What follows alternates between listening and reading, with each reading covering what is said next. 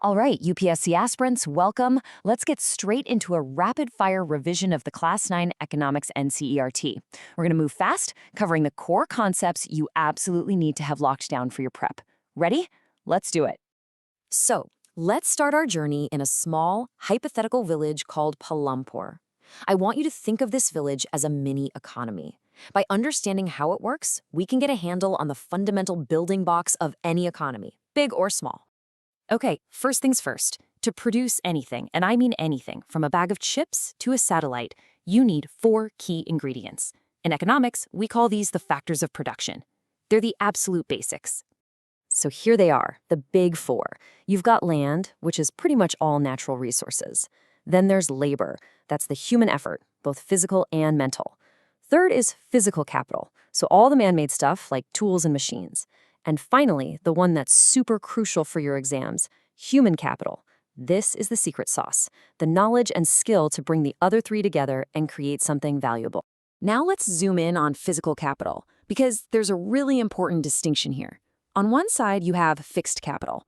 Think of this as the stuff that sticks around for a long time, your tractors, your buildings, your machinery. On the other side, you have working capital. This is the stuff that gets used up in the process. The raw materials, the cash you need for daily operations. One is long-term, the other is short-term. Okay, let's pause for our first revision check. This one's straight from Chapter 1. Give it a moment's thought. What's the real difference between multiple cropping and modern farming? So, did you get it? Here's the key takeaway. Multiple cropping is all about increasing the number of times you harvest from the same piece of land in a year. It's about frequency. Modern farming methods, on the other hand, are about increasing the yield, the sheer amount of crop you get from a single harvest. It's about volume. Simple, right? Now that we've got the basic factors of production down, let's talk about the most important and dynamic one of all, people. An economy isn't just about things and money. It's powered by its people. They are the engine. To really understand this idea of people as a resource, there's no better way than to look at the stories of 2 friends, Sakal and Vilas. Their experiences show 2 very different outcomes. Sakal's story is a textbook case of what we call human capital formation. It's this powerful idea that when you invest in people through education, healthcare, and training, you transform them into a productive asset for the entire economy. It's about turning potential into power. And their stories perfectly illustrate these 2 powerful forces. Sakal's education kickstarted a virtuous cycle. His educated parents invested in him, and he, in turn, can lift his family up. But for Vilas, his circumstances trapped him in a vicious cycle where a lack of opportunity just perpetuates itself from one generation to the next. Time for another check-in. This is a classic concept, something you'll definitely see in both prelims and mains. So, what is the core difference between disguised unemployment and seasonal unemployment? The difference is absolutely critical. With seasonal unemployment, there are parts of the year where there's literally no work to do. But with disguised unemployment, people look like they're working, but their actual contribution to the output is 0. Imagine 8 people doing a job that only needs 5. Those extra 3 are in disguised unemployment. Okay, we've talked about the engine of the economy and the people who run it. But now, we have to turn to one of India's most significant and long-standing challenges, poverty. You know, when social scientists look at poverty, they see something much bigger than just a lack of money. They use these 2 key ideas. First, social exclusion, being shut out from the benefits and opportunities everyone else enjoys. And second, vulnerability, which is the high risk that some groups have of falling into or staying in poverty.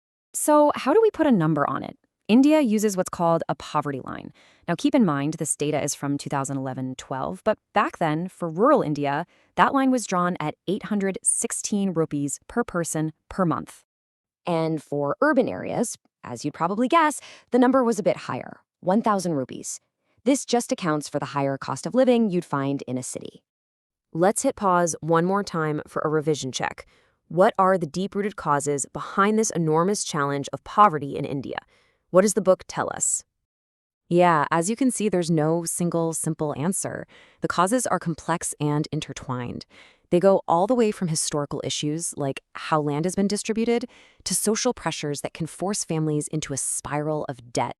So that's the problem. It's huge. But what's the plan? What's the path forward? Let's take a quick look at the government's broad strategy to fight poverty.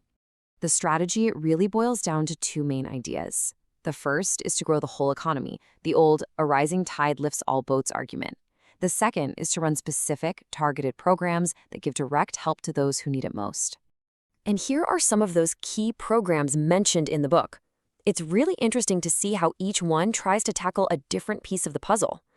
MGNREGA, for instance, guarantees wage employment in villages, but something like PMRY is aimed at helping educated young people start their own businesses. So, as we wrap up this whirlwind revision, I want to leave you with one final question. It's a thought that really connects everything we've just discussed. When we think about building a developed India, what is the single most important investment we can make that goes beyond just money and income? Think about it, because the answer ties right back to where we started: human capital. All the very best with your preparation.